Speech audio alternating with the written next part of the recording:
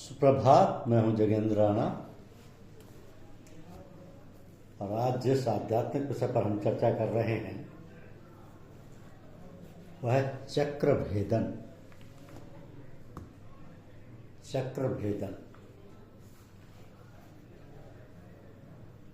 देखिए, हठ योगी अपना साधन नीचे मूलाधार चक्र जो गुदा और अंडकोशों के बीच में है से प्रारंभ करते हैं और क्रमशः चढ़ाई करते हुए और स्थूल के 5 चक्रों को भेदते हुए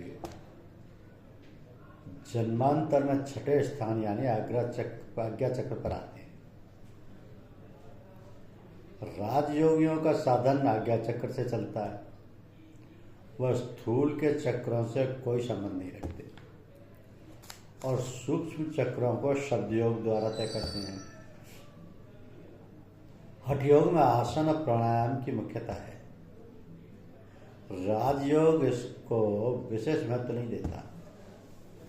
वह ध्यान व शब्द के द्वारा सूक्ष्म के 5 चक्रों को पार करता है, परंतु ये दोनों ही बहुत समय बर्बाद करते हैं, परिश्रम भी लेते हैं और अंत तक नहीं पहुंचाते। तो इन दोनों से ऊंचा एक और भी साधन है जिसको बुद्धि योग कहते हैं। ये साधन मुमकिन है उपनिषद काल में भी रहा हो, परंतु इसको प्रकट रूप से भगवान कृष्ण ने ही गीता में वर्णन किया है और उसी समय से इसका रिवाज चला। तो इस योग में स्थूल और सूक्ष्म दोनों के स्थानों को छोड़ दिया जाता है और कारण के स्थान विज्ञान में कोश से आरंभ किया जाता है। तो शिष्य को इतना ऊंचा कारण जगत में गुरु की शक्ति चढ़ाती है और वही वहां पर साधे रहती है। तो इस योग साधना में ना तो आसन में प्राणायाम की आवश्यकता होती है और न शब्द के ऊपर चित्त लगाया जाता है। इसका आरंभ ज्ञान और प्रकाश से होता है। तो बुद्धि का स्थान मस्तिष्क में है और इसको सभी जानते हैं। इस स्थान के यहाँ बुद्धि व ज्ञान शक्ति का केंद्र है। 7 खंड है। विद्वानों का मत ऐसा है कि इन 7 खंडों में एक एक प्रधान शक्ति रहती है और हर एक प्रधान शक्ति के 10 भेद होते हैं। इस तरह ये सब मिलकर 70 हो जाती है। इन 70 के मातहत सहस्त्रों प्रकार की और शक्तियां हैं जो इस मायावी जगत में फैलकर तरह तरह के काम कर रही हैं। तो इन अनंत शक्तियों का एक भंडार ये सहस्त्र दल पद्म है, एक जिसके एक एक दल यानी सेल में एक एक शक्ति को इकट्ठा करके रखा गया है। मनुष्य में ये शक्तियां कुछ तो जन्म के साथ ही आती हैं, कुछ को वह अपने साधारण उद्योग से उभार लेता है, शेष सोई रहती है। तो ना तो चालू अवस्था में और ना मनुष्य उससे काम ले सकता है। इन सबको जागृत कर हरकत दे देना और उन पर अधिकार कर लेना योग का उद्देश्य है।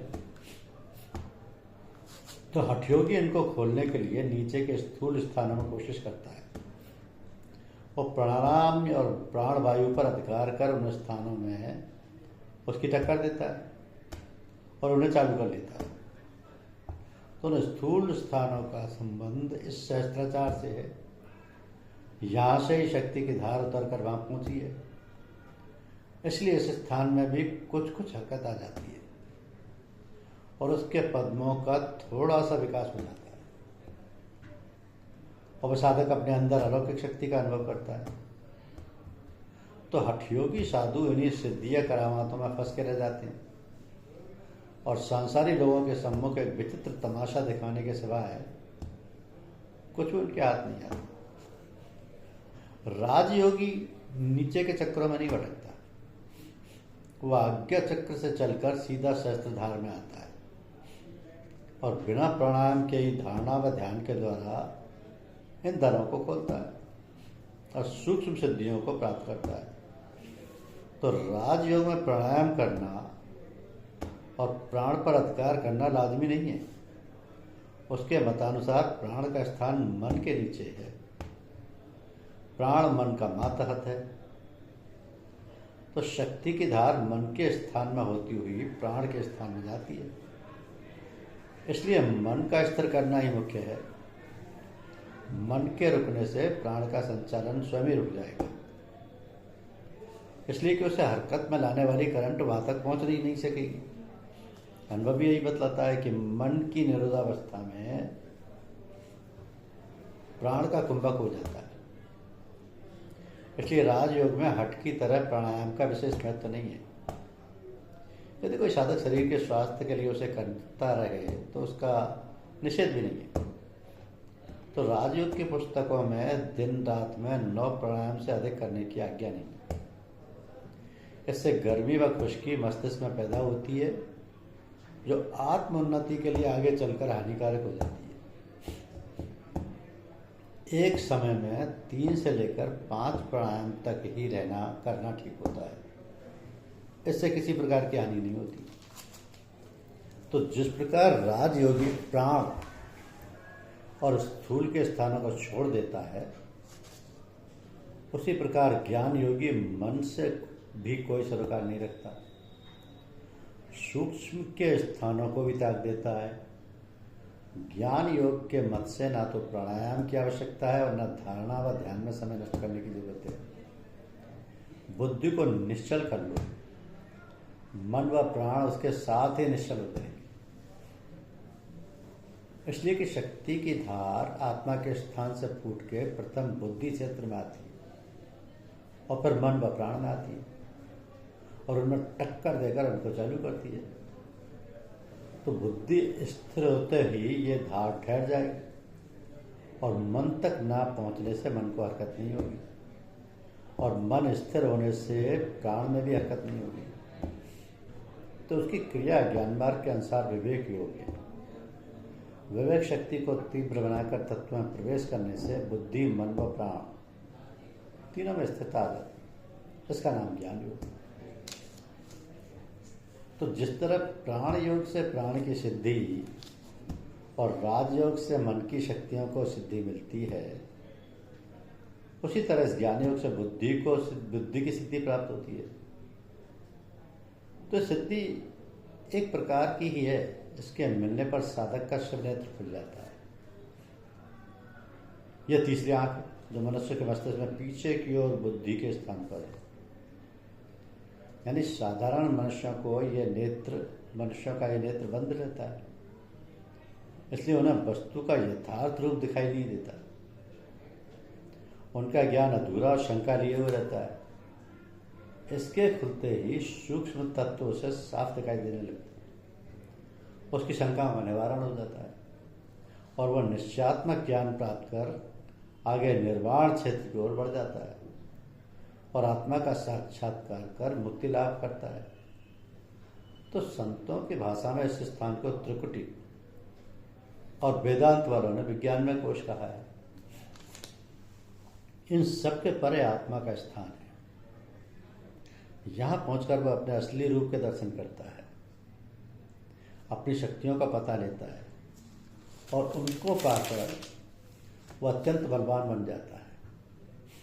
तो जब तक आत्म शक्तियों पर अधिकार नहीं मिलता, तब तक वह अपने को निर्बल और अल्पज्ञ समझता रहता है, जैसा कि साधारण मनुष्य अपने को जानता है।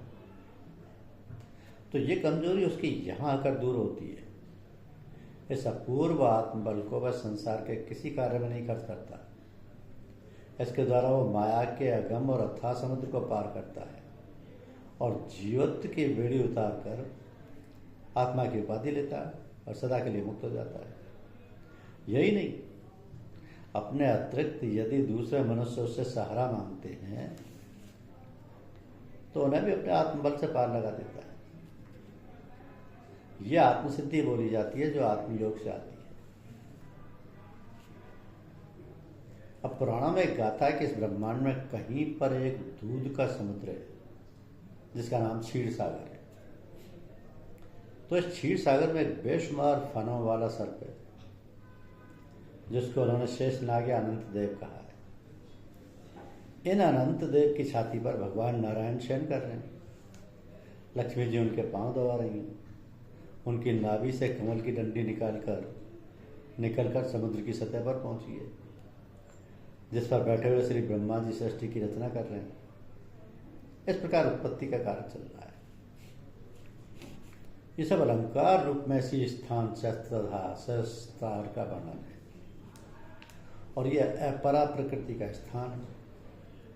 तो जहाँ जीव सबसे प्रथम सूक्ष्म शरीर धारण कर प्रकट होते हैं, जिस प्रकार बच्चे को दूध की जरूरत होती है वही उसका आहार होता है, इसी तरह इस स्थान में इन सूक्ष्म शरीरधारी जीवों को अपने लालन पोषण के लिए सारी सामग्री मिलती है, और उसके द्वारा वो जीव स्थूल योनि में अपने को लाता है। इसलिए इसको क्षीर सागर व दूध का समुद्र कहा है। इस स्थान से या इस स्थान में बेशुमार अपरा शक्तियों का भंडार है, जो उसके एक एक दल में इकट्ठी रहती है और जीव को संसार की ओर ढकेलती रहती है। इसलिए इसको सर्प या नाग की उपमा दी है। यह स्थान ब्रह्मांडीय मन का है।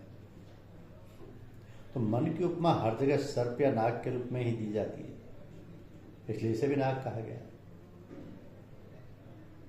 शेष के अर्थ बचे हुए और अनंत के अर्थ बेतादाद के हैं। तो शक्तियों का जब उतार हुआ तो उनमें से थोड़ी शक्तियां बुद्धि के स्थान में रह गई, शेष सब इस स्थान मनोमय में आ गई, इसलिए इसको शेष नाग का नाम दिया गया। और चूंकि ये शक्तियां बेशुमार थी, इसलिए इसको अनंत देव कहा गया। ये दोनों नामों के भेद है। तो आत्मा अपने निज धाम से उतर के पहले आनंद लोक में आई और उसने आनंदमयी आत्मा की उपाधि ली। नीचे उतर के वही आत्मा विज्ञान में लोक में आई, वहां उसका नाम विज्ञानमयी आत्मा पड़ा। आगे बड़ी मनोमय में आई और मनोमय आत्मा कहलाई। इस मनोमय आत्मा ने मन की रजोगुणी शक्ति को इकट्ठा किया और रचना का कार्य आरंभ कर दिया। तो ये मन को रजोगुणी सेंटर मनोमय के ऊपर उस सीमा पर है जहाँ से विज्ञानमय का आरंभ होता है। इस प्रकार मनोमय आत्मा ने रजोगुणी शक्तियों को काम में लगा दिया, फिर सतोगुणी शक्तियों का की ओर उनका ध्यान दिया, उनको अपने अधीन रखा और उनसे जीवों के पालन करने व उनके ठहरने का काम लेने लगी। इस तरह से रचना का सिलसिला चला। तो संपूर्ण सृष्टि मानसिक कही जाती है, इसलिए कि इसकी रचना कल्पना शक्ति से की गई। इसको सभी धर्म मानते हैं। उपनिषदों में स्थान स्थान पर इसकी व्याख्या की गई है। ये कल्पना शक्ति मन की ही एक शक्ति है जो रचना और विनाश दोनों का काम करती है। इसलिए सारा जगत मन का ही एक खेल कहा जाता है, जो मनोमय आत्मा द्वारा होता है। अब इसको समझने की कोशिश कीजिए कि ये ब्रह्मांडीय मनी शेष नाग है, जो अपनी अपार शक्तियों से जीवों को इधर फंसा रहा है। तो मनोमय आत्मा ही नारायण है, जो व्यापक होकर मन की शक्तियों पर अधिकार जमाए हुए। यही शेषनाग की छाती पर भगवान का शयन करना है। मन की सतोगुणी शक्ति ही लक्ष्मी है, जो इस मनोमय ब्रह्म के अधीन रह गए सूक्ष्म तत्वों का पालन पोषण का काम करती है। परामाया की धार ही कमल की डंडी है, जो मनोमय की चोटी पर पहुंच के अपना एक सेंटर बनाती है। वहां से रजोगुणी शक्ति की सहायता से वो कल्पित रचना आरंभ करती है। यही कमल का पुष्प है, जो ब्रह्मा के बैठने का स्थान है। इस प्रकार योगियों के सहस्त्रार को ही क्षीर सागर का नाम दिया है। ओम हरि ओम। धन्यवाद।